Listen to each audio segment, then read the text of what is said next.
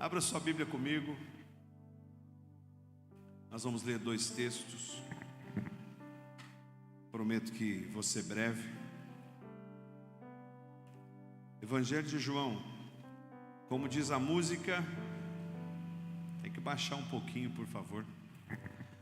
Como diz a música, João 20. Mais um pouco, pode baixar.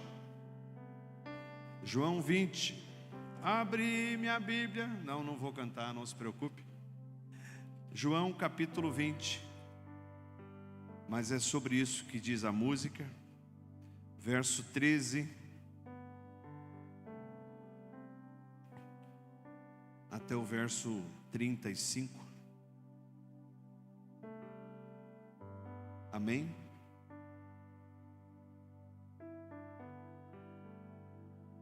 Ore ao Senhor para que essa palavra fale ao teu coração. Eles lhe perguntaram: mulher, por que você está chorando? Levaram embora o meu Senhor, respondeu ela, e eu não sei aonde puseram. Nisto ela se voltou e viu Jesus ali em pé, mas não o reconheceu. Disse ele: mulher, por que você está chorando? Quem você está procurando? Pensando que fosse o jardineiro, ela disse: se o Senhor o levou embora, diga-me onde colocou e eu o levarei. Jesus disse: Maria. Então, voltando-se para ele, Maria exclamou em aramaico: Rabone, que significa mestre.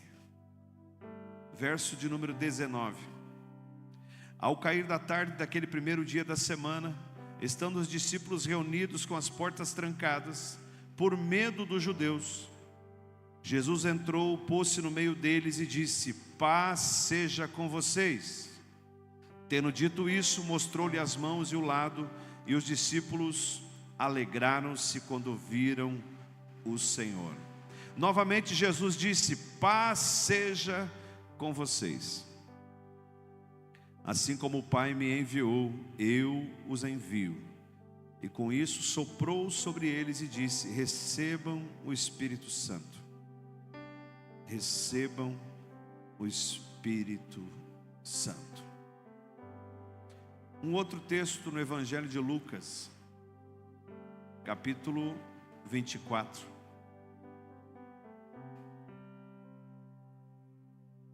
Lucas 24, verso 11 em diante.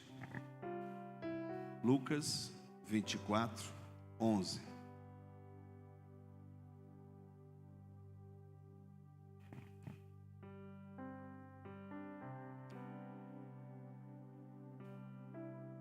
Perdão, Lucas 24, 13. Naquele mesmo dia, fala comigo, naquele mesmo dia, 2 deles estavam indo para um povoado chamado Emaús, a 11 quilômetros de Jerusalém. No caminho conversavam a respeito de tudo que havia acontecido.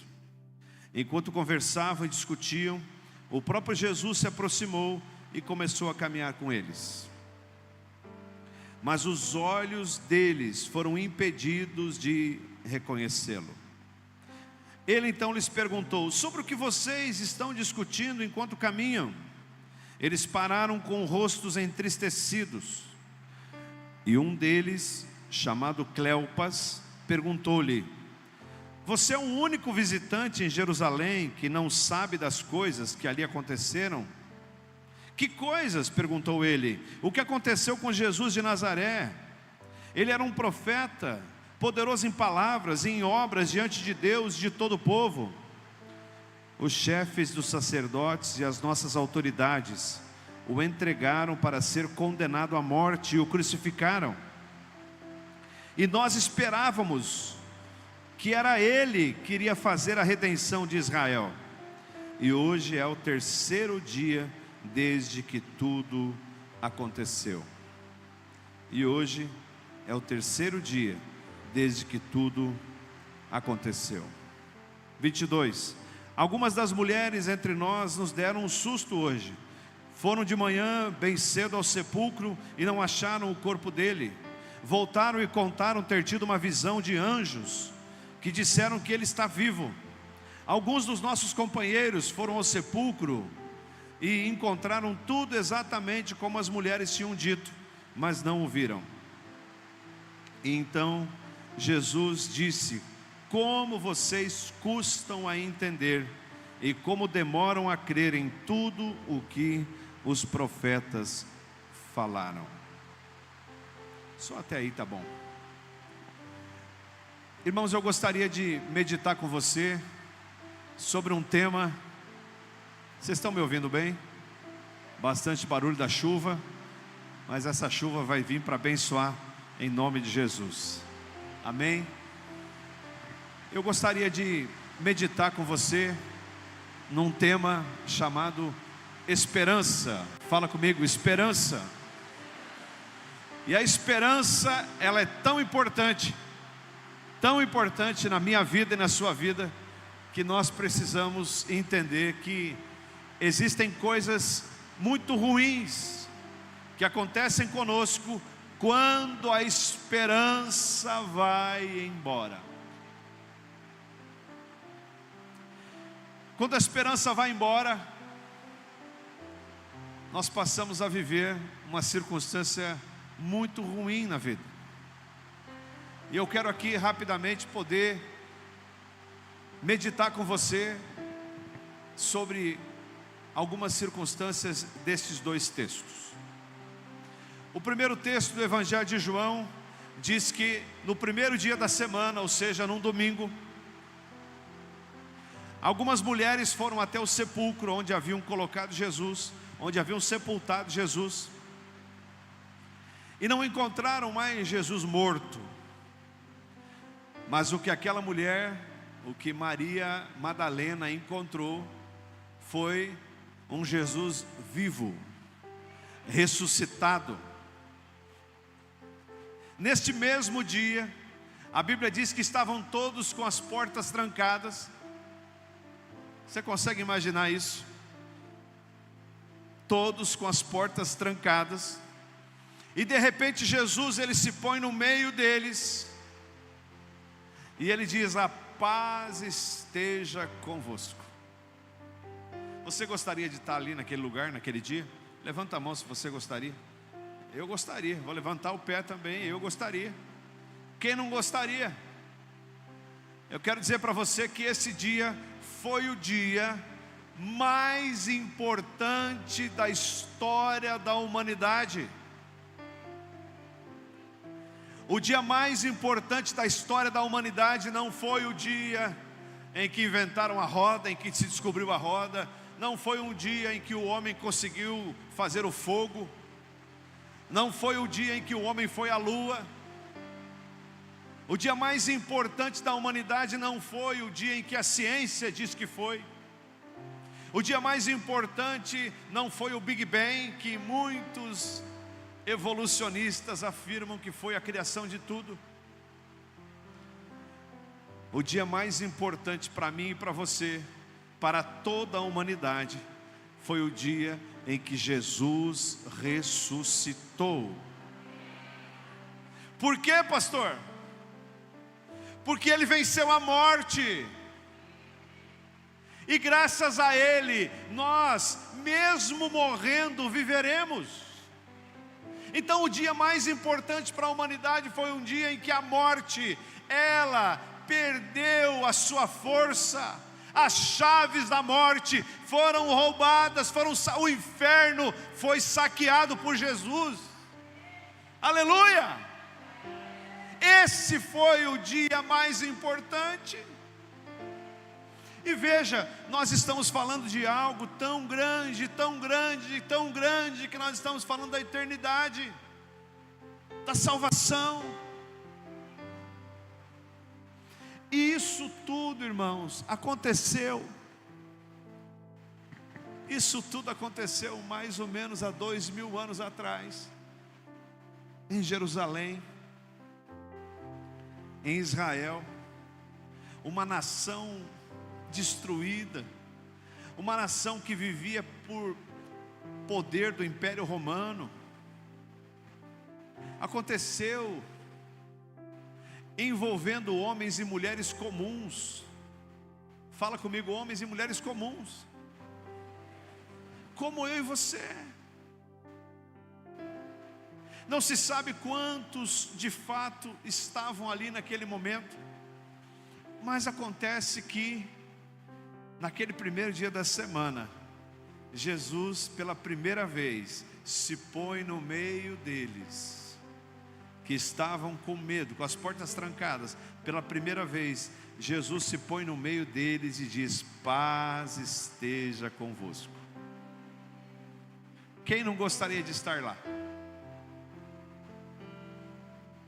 Já pensou se naquele tempo você estivesse lá e tivesse uma selfie? Você queria fazer uma selfie, você ia querer fazer uma selfie, aí você ia colocar lá na sua rede social, você ia dizer hashtag eu estive no primeiro dia, hashtag eu recebi a paz de Jesus. Quantas curtidas você teria? É óbvio que eu estou brincando, mas o que eu quero que você entenda é que dois deles, fala comigo, dois deles desperdiçaram este dia. Dois deles não aproveitaram e não estiveram presentes, mesmo sendo para eles aquilo. Dois deles simplesmente não ouviram aquilo que Jesus diz: permaneçam em Jerusalém. Dois deles estavam a caminho de um povoado chamado Emaús. Mas por que, pastor? Por que eles não estavam lá junto com os outros? Por que eles estavam indo na direção contrária da bênção? Porque a esperança havia ido embora. E é sobre isso que eu quero falar com você hoje. Quando a esperança vai embora da minha vida, o que acontece?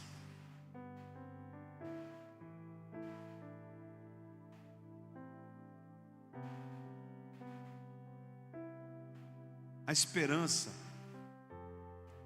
ela é algo que tira as nossas forças quando ela desaparece. Quando você vai ler relatos de pessoas que tentaram suicídio, e talvez aqui nós tenhamos pessoas que já tentaram isso um dia. Essas pessoas, elas dizem que elas só queriam morrer, porque elas não acreditavam mais que o problema delas pudesse ser resolvido. E quando eu não acredito mais que um problema que eu carrego, ou que uma dificuldade que me cerca, não pode ser mais resolvida, quando eu não acredito mais que isso não pode vir de novo a mudar-se na minha vida, mudar a minha história, significa o quê? Significa que eu não espero mais que aquilo se resolva. A esperança é o que me mantém vivo. Por que é que os casamentos são destruídos? Por que que um homem e uma mulher, diante de uma dificuldade no casamento, eles se divorciam? Aí você vai dizer, pastor, é porque um errou, porque o outro errou. Óbvio que sim. Mas quando a gente vai espremer o problema do divórcio, nós vamos entender que primeiro foi o erro, mas primeiro é a falta de perdão. Porque o perdão, ele poderia consertar. Mas por que aquele perdão ele não aconteceu? Por que ou o homem ou a mulher, por que um ou outro não foi perdoado para continuar o casamento? Porque aquele que não perdoou, ele perdeu a esperança. Ele não conseguiu mais esperar um tempo novo. Ele não conseguiu mais caminhar olhando para o futuro, esperando que no futuro ia ser diferente.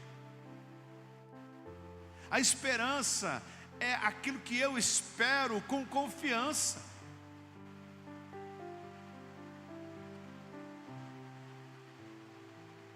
Você me ouve aqui, eu gostaria que você meditasse. Você já perdeu a esperança em algo? Talvez você está aqui e você diz: eu já perdi a esperança no meu filho. Pois eu te dou um conselho: não perca a esperança no teu filho. Eu já perdi a esperança no meu esposo, na minha esposa. Não perca a esperança nele. Eu já perdi a esperança na minha saúde, porque o médico veio e disse que eu não tenho mais jeito, que eu não tenho mais cura. Porque se você perder a esperança ouvindo que o médico está dizendo, a morte vai vir bem mais cedo. Eu já perdi a esperança de conseguir uma casa própria. Eu já perdi a esperança de conseguir caminhar no ministério firme. Eu já perdi a esperança. Se você já perdeu a esperança, você não encontra mais forças.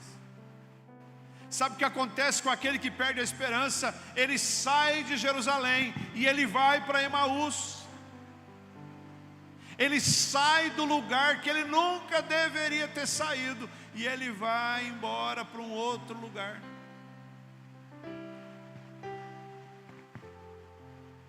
Você veio aqui hoje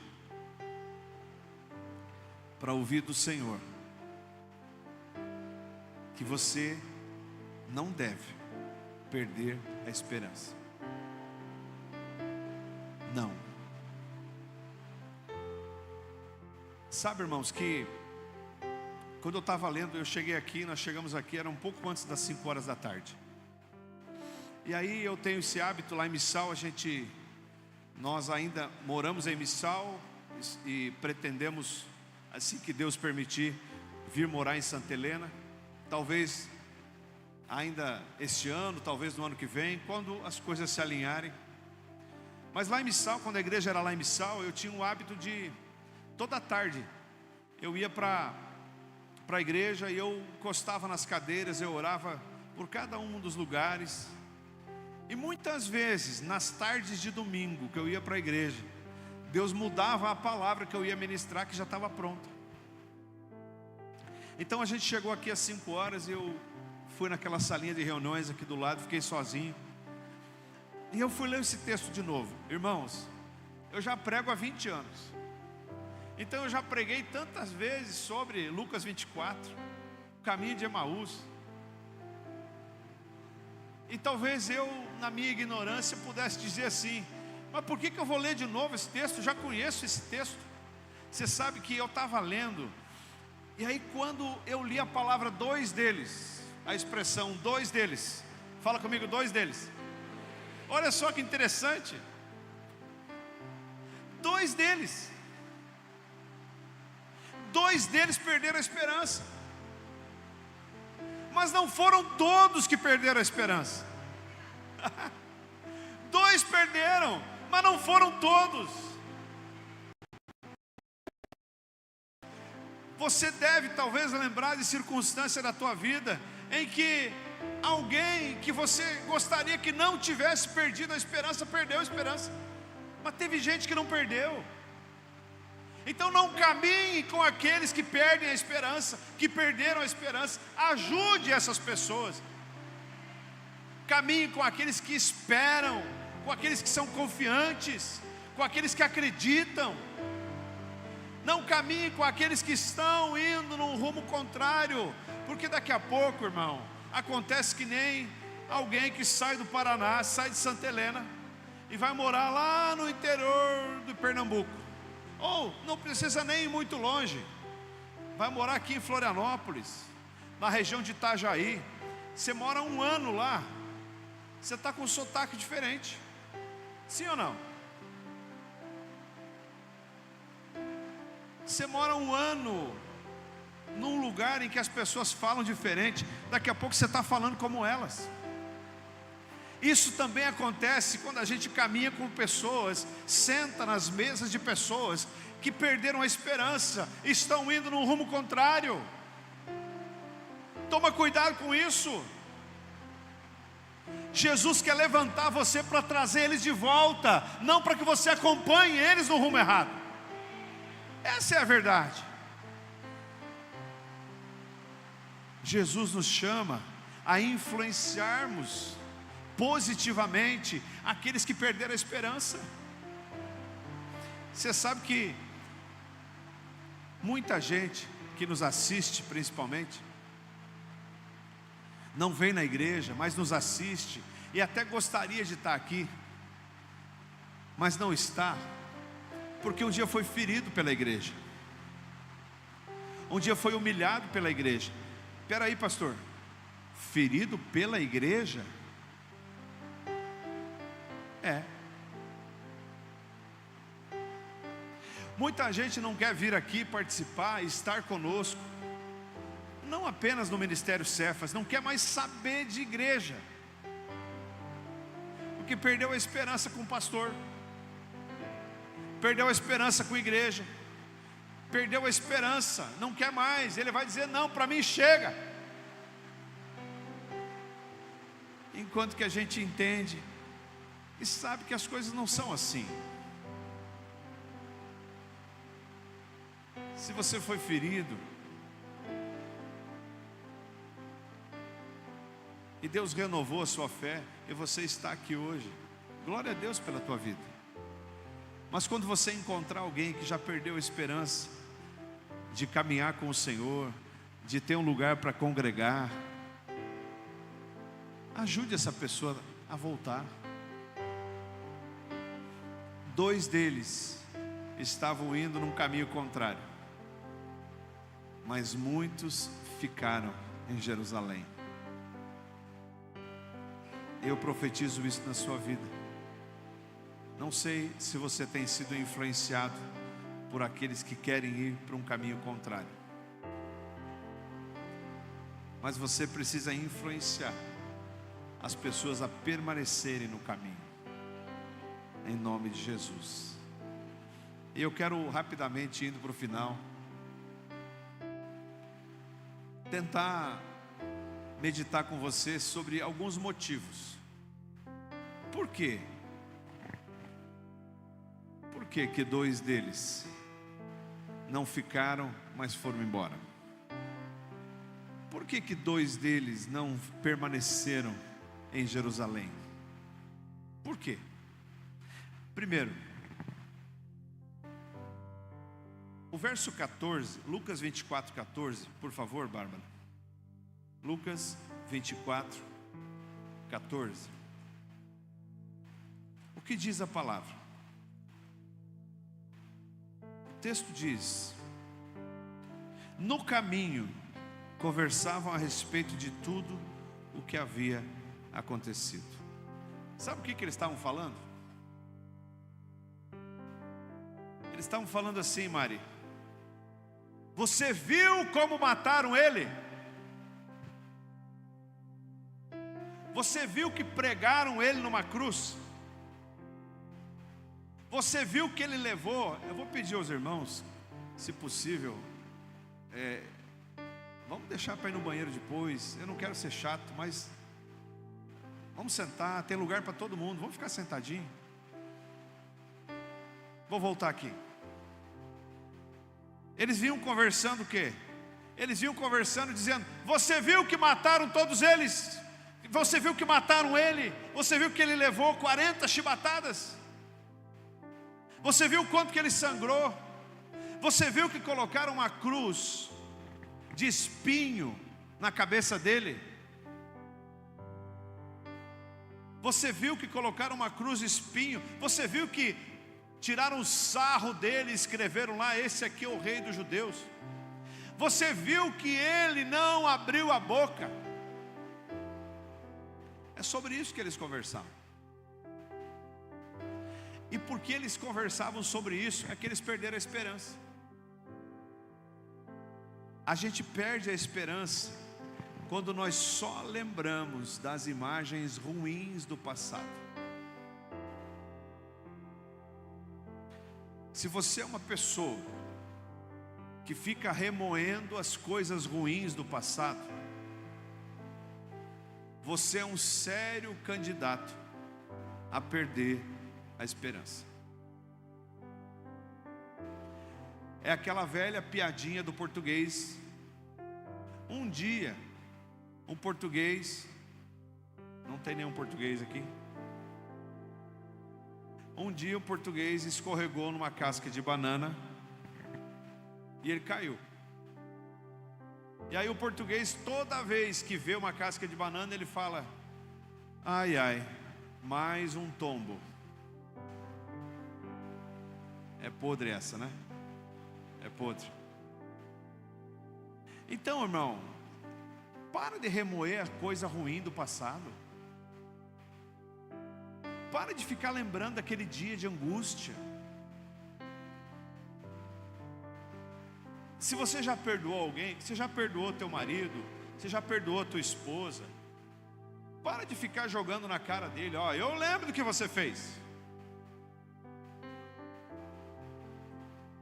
Abschneider. Porque a gente fica remoendo, lembrando, remoendo e falando. Daqui a pouco a gente perde a esperança. Lembra das coisas boas. Fala comigo, coisas boas. Você lembra o que Davi falou quando ele assumiu o compromisso de enfrentar Golias? Alguém foi dizer assim: mas Davi, mas você, Davi, você é tão pequeno, você é tão frágil, você vai enfrentar esse gigante, Davi. E Davi diz assim: quando um leão ou um urso ele vem atacar as ovelhas do meu pai, eu pego ele pela juba, eu arranco ele e eu livro a ovelha da boca dele. Amém? Aí eu pergunto para você: quem vai lutar com o leão e com o urso que não sai arranhado? Todo mundo. Todos nós saímos arranhados já em algum momento. Mas do que tu quer lembrar? Do arranhão do leão na tua mão, no teu braço, ou da vitória que você teve sobre o leão e o urso? Então lembra da vitória. Quando a falta de dinheiro bater na tua casa, lembra daquele dia que tu estava mais duro do que está hoje, e Deus supriu, não faltou nada. Quando a porta de um trabalho se fechar para você, ao invés de você ficar remoendo, lembra que lá atrás já fechou de novo, já fechou também, mas abriu outra. Agora quando eu fico remoendo, não vai dar certo, não vai dar certo, não vai dar certo, não vai dar certo, porque eu estou lembrando que eu sofri, porque eu estou lembrando do que me falaram, porque eu estou lembrando do que me fizeram. Ah, meu irmão, desse jeito não dá mesmo. Se você caminha pensando assim, a tua esperança vai embora. Olha para as coisas boas, olha para o livramento que você já recebeu. Se você se arranhou, se você foi ferido, celebre a vitória. Amém? Profetizo que você vai sair daqui lembrando disso. Sabe o que eu me lembro? Às vezes estou lá na casa do nosso pai, Rafa, e eu chego lá às vezes perto do meio-dia, no final da tarde, está o pai lá assistindo aqueles programas que falta escorrer sangue da televisão. Já sabe qual que é, né? Irmão, eu não gosto de assistir essas coisas. Você sabia que tem gente que não pode ver o barulho de uma ambulância que sai atrás da ambulância para ver se pega o acidente ainda?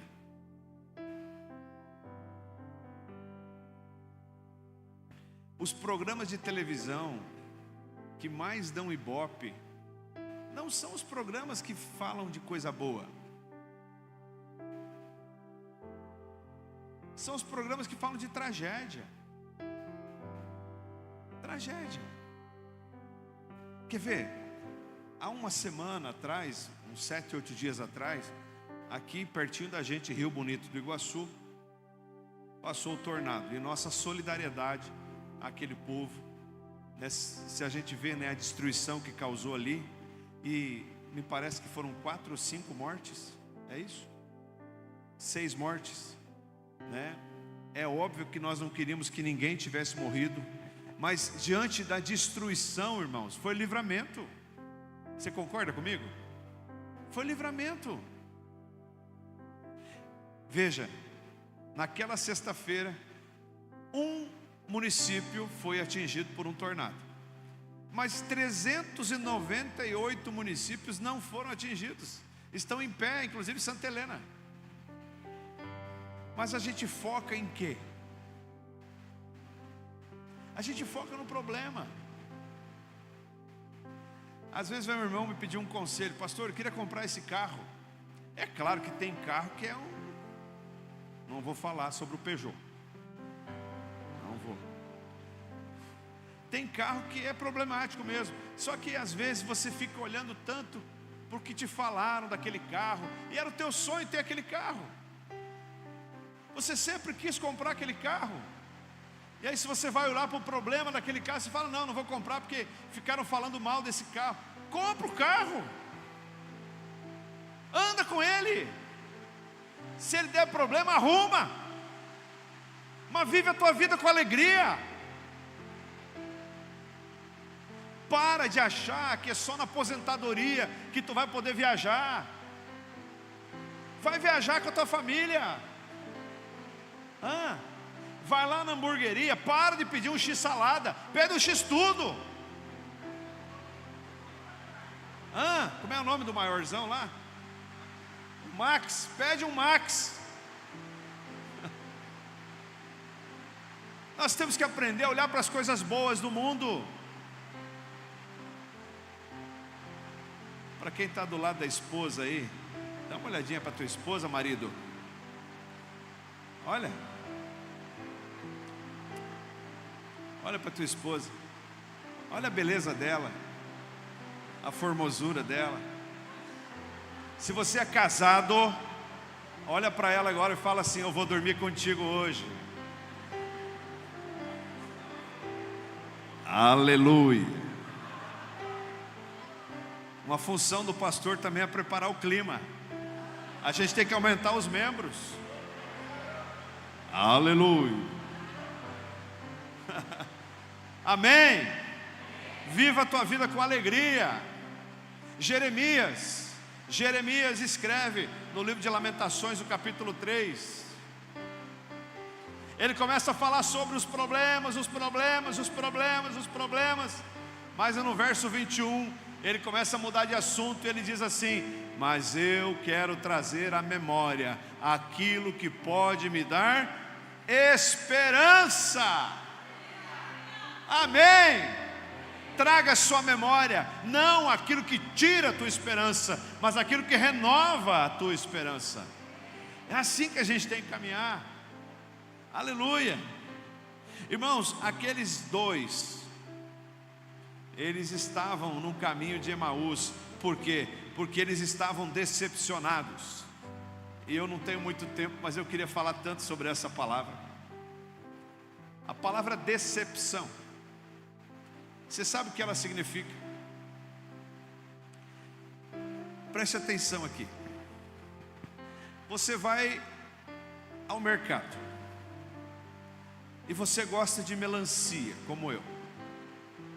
Aí você escolhe a melancia. Cada um tem um jeito de escolher melancia. Você dá uma batidinha. Tem alguns que viram a melancia, né? Dá uma olhada na parte de baixo. Pode baixar um pouquinho, Rafa, por favor. Tem alguns que viram a melancia, dá uma olhada na parte de baixo ali, enfim. Aí você fala assim: não, eu vou comprar essa melancia. Aí você gerou o quê? Uma expectativa. Aí você chega em casa, irmão Maruel, você chega em casa, corta a melancia. Aí você cortou, você já viu que ela estava meio amarelada. Você vai comer a melancia, murcho. velha. Aí você diz assim: que decepção. A decepção nasce na expectativa.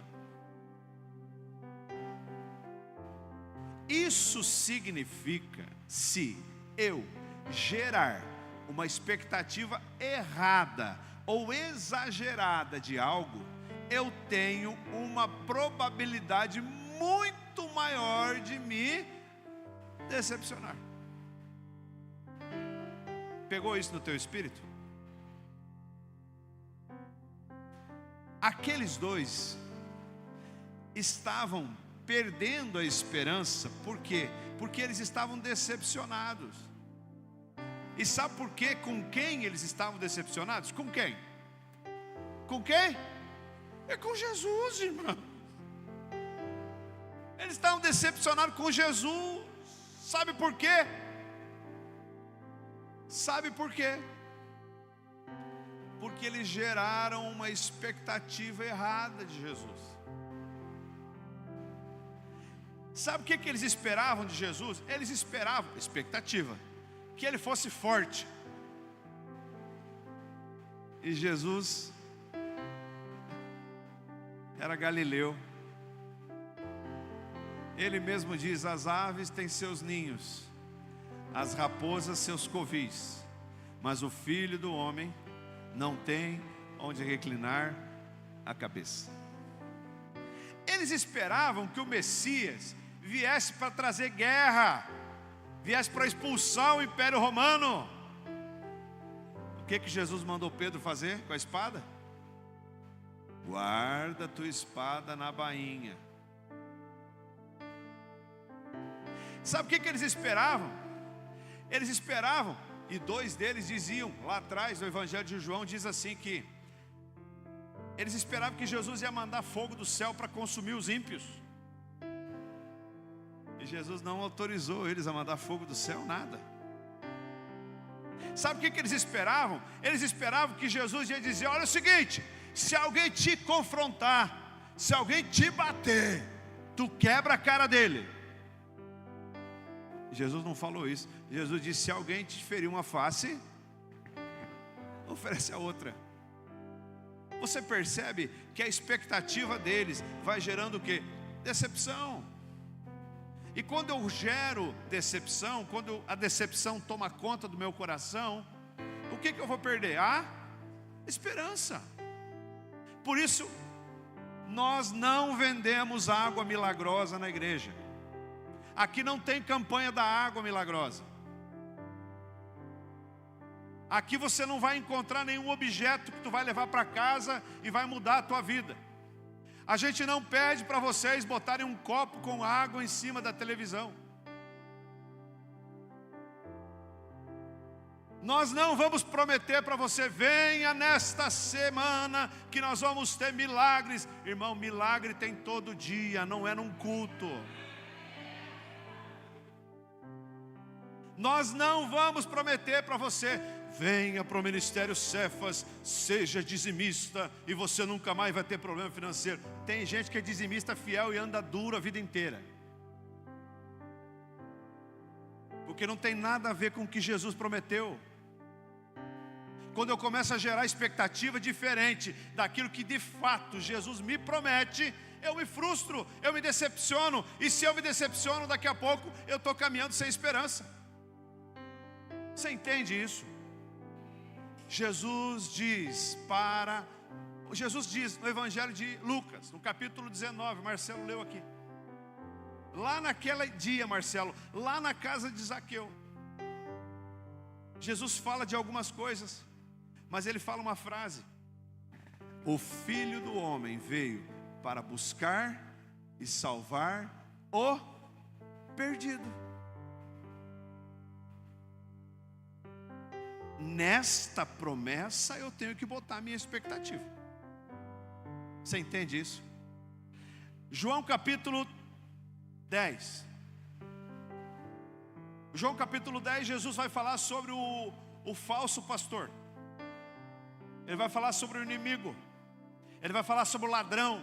E no versículo 10 de João 10, ele diz: o ladrão vem senão para matar, roubar e destruir. Aí ele diz: mas eu vim para que tenham vida e a tenham de maneira plena.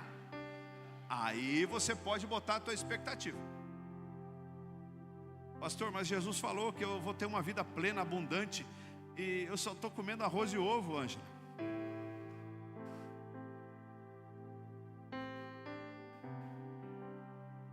Quando esse dia chegar,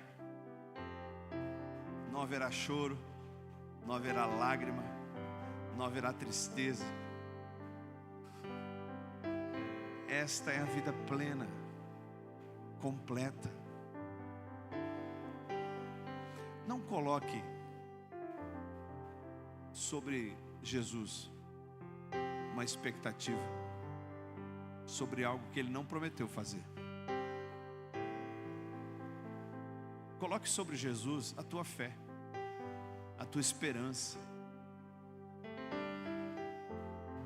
Você sabe, irmãos, que esse é um problema da igreja de Jesus hoje no Brasil e no mundo.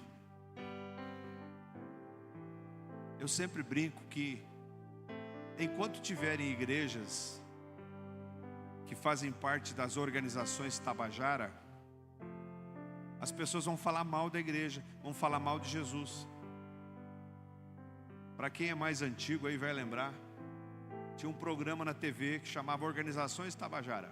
Quem lembra disso? Lembra? Lembro. Tem uns velhinhos aí que não estão levantando a mão porque... Então, aí tinha um slogan, esse programa tinha um slogan: seus problemas acabaram. Organizações Tabajara. Irmão, enquanto tiver a igreja prometendo que vai solucionar todos os problemas dos cristãos, vai ter gente falando mal da igreja. Esse não é o papel da igreja. O papel da igreja é ensinar a verdade para as pessoas. O papel da igreja é dizer: olha, é o seguinte, se você anda frustrado com Jesus, pode ter certeza que o problema não está. Eu já vi. Obrigado, irmã. Ela estava apontando que acabou meu tempo. Eu já estou terminando. Enquanto você começar a colocar em Jesus a expectativa que não é sobre aquilo que Ele de fato prometeu fazer, você vai ficar decepcionado. E se você ficar decepcionado, você perde a esperança. E se tu perde a esperança, tu não fica em Jerusalém, você vai para Emaús.